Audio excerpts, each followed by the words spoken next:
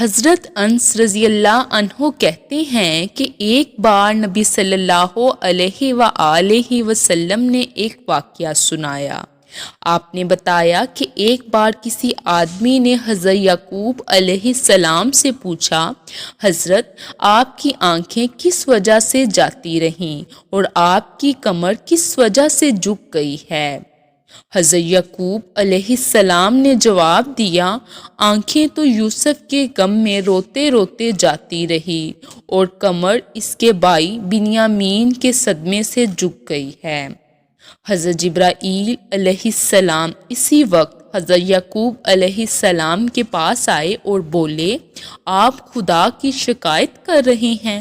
حضرت یعقوب بولے، نہیں، بلکہ اللہ تعالیٰ کے حضور اپنے غم اور دکھ کی فریاد پیش کر رہا ہوں۔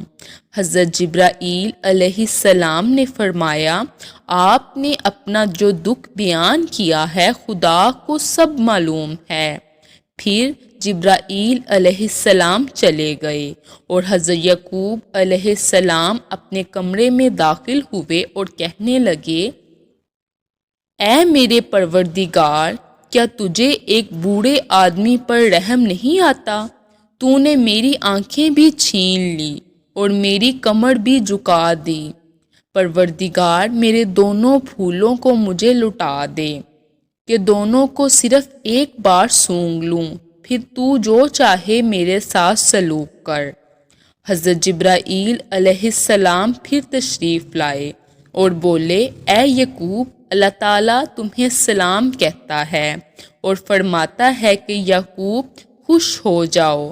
اگر تمہارے دونوں بیٹے مر گئے ہوتے تو تب بھی تمہاری خاطر انہیں زندہ کر کے اٹھا دیتا تاکہ تم دونوں کو دیکھ کر اپنی آنکھیں ٹھنڈی کرتے۔